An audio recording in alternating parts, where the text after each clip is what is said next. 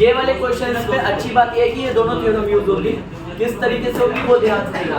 पहले show that triangle of कौन सा equilateral, show that angles of equilateral triangle. तो मैं एक इक्विलैटरल ट्रायंगल बनाता हूं जिसकी तीनों साइड बराबर है, एक को P, एक को Q, एक को R।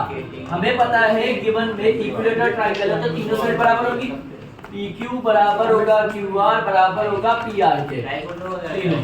टू प्रूव पे हमें इसका कोई भी एंगल मतलब या तो एंगल P या तो एंगल Q या तो एंगल R, कोई भी एंगल कितना प्रूफ कर देना है 60।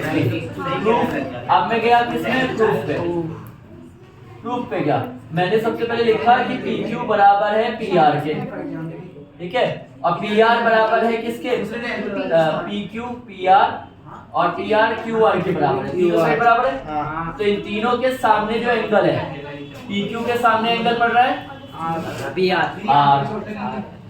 के सामने एंगल पड़ रहा है Q और QR के सामने एंगल पड़ रहा है P।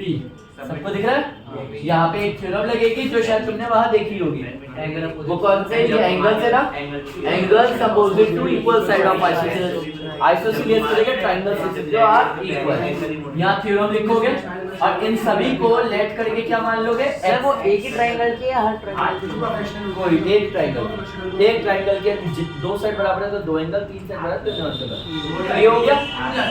अब हम लोग क्या करेंगे, in triangle PQR, triangle P तो एक ही ट्रायंगल वैसे तो angle P plus angle Q plus angle R, तीनों जोड़ के कितना होगा reason angle sum property of triangle, angle sum property of triangle लिख लिया हमने। इन तीनों को क्या मान रखा है x, तो ये भी x और ये भी x।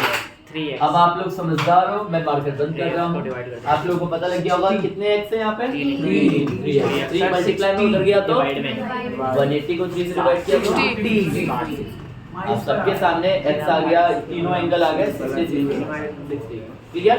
अब यही ऐसा ही क्वेश्चन यहाँ पे है नीचे, बस नीचे अच्छी बात है एक एंगल क्या है, तो आप लोग फिर डायग्राम बनाओगे। एक एंगल एक 90 डिग्री, तो यहाँ पे B और C बच गया। एक बात अच्छी, AB और AC दोनों बराबर है। आप यहाँ पे गिवन टू प्रूफ सब लिख लोगे, मुझे पता है ये सब लिख लोगे। क्वेश्चन आपका यहाँ से शुरू होगा कि AB बराबर है AC के, तो AB के सामने कौन सा एंगल पड़ा C और AC के सामने कौन सा एंगल पड़ा B।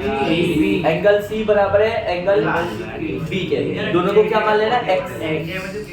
सेम जैसे यहाँ पे तीनों एंगल, ऐसे यहाँ पे तीनों एंगल प्लस करके 180। एक ही जगह क्या डालोगे, एक ही जगह क्या डालेगा 90 प्लस का उधर गया तो 180 में से 90 गया तो कितना बचा। अब बचा यहाँ पे दो B और C, B भी x है और C भी x और x कितने x 2 मल्टीप्लाई में इधर गया तो डिवाइड में, तो x की वैल्यू आ गई 45, एंगल B भी 45 C भी। फाइनल आंसर में लिखोगे कि एंगल B बराबर 45, एंगल C बराबर, क्योंकि दोनों को x माना था आपने तो दोनों ही बराबर है, दोनों है वो आगे बढ़ रहे। नेक्स्ट है ये वाला क्वेश्चन, तो या पहले ये करोगे या ये बता दो, ज्यादा तो नहीं हुआ, बता दो ना। तीसरे क्वेश्चन में ध्यान देखोगे तीन साइड बराबर है बच्चों, A B और इसको क्या बोल दिया C, दिख रहा है सबको, तीनों साइड बराबर है। पहले आप इस ट्रायंगल में जाओगे, ये दोनों साइड बराबर है तो इन दोनों के सामने वाले एंगल भी क्या होंगे बराबर, दोनों को क्या मान लोगे x।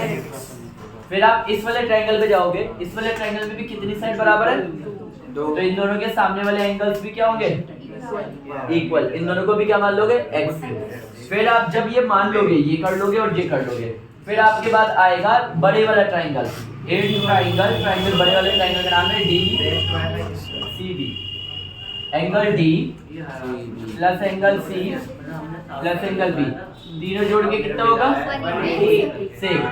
आपको पता है आपने इसको x माना है, इसको इसके अंदर कितने x आए होंगे, एक इधर होगा और एक इधर होगा, क्योंकि जब ऊपर वाले ट्रायंगल होगा तो ये वाला x आया होगा, नीचे वाला ट्रायंगल ये होगा तो ये x आएगा। कितने x है C वाले में 2x, C वाले में कितने x है 2x, और एंगल B में एक ही x होगा बराबर 180।